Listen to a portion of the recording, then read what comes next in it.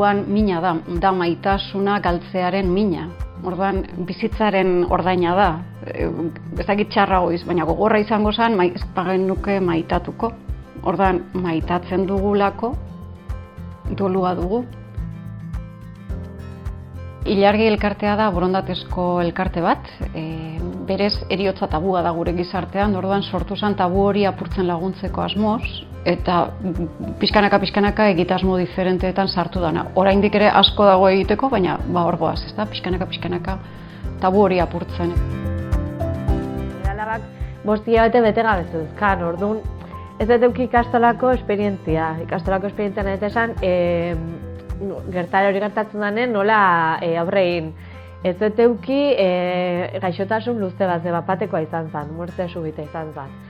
Orduan, klaro, nire egoerakin, nire panorama horrekin, eta jazta.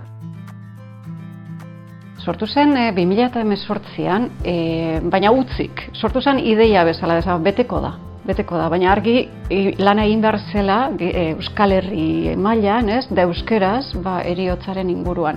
Eta gero joan zen beteten, eta lehenengo betetzeko lehenengo alea izan zen bertso ipuin bat zuretzat.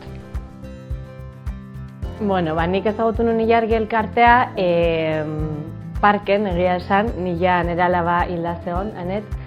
Eta herriko, Gernikarra da Amaia, baina Zumarran bizi dana, ezaguna zen, eta berai alaba hil zitzaion baita minbiziakin, eta bere alaba gaixo zegoen bitarten, nerekin eukizun ez dakit hor empatia edo hor bilatu genuen zerbait aman komunen edo, eta berak esan zin sentitu ditugu behar batzuk gizarte mailan edo hori udaletxe mailan edo eskola mailan eta zeratik anezea pixka moitzen eta iten dut zerbait ezautzen den nire gurekin egon zan bertso ipuin bat zuretzat iten, Ilargi elkarteko guazen berekin hitzeitea bertze nola bidera daikeun hau.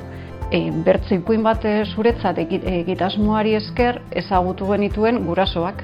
Eta guraso batzuei esker, ama batzuei esker, beste egitasmo batzuk sortu dira, aurren heriotza esan. Gogorra da umea hiltzea, baina gogorragoa da gizartean, eskolan, udalean edo beste alor, osasun sisteman, zenbat gauza dauden egiteko hobeto egin aldirenak, baina tabua denez egiten ditugu, baina gaizki ez.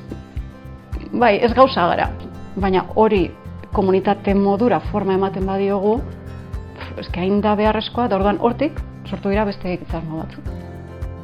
Sukaldetik sortuta gehiago gara ekimena, hor esagin nolako hau gizarteratu inbar dugu. Esan bar dugu ze eskatzen dugu. Eta orduan nahi genuen pixka zentratu hezkuntzan, heriotzan pedagogia pixka bat hor martxan jartzeko eskatuz. Gero osasungintzan batez ere hori zaintza aringarri pediatrikok sortzea.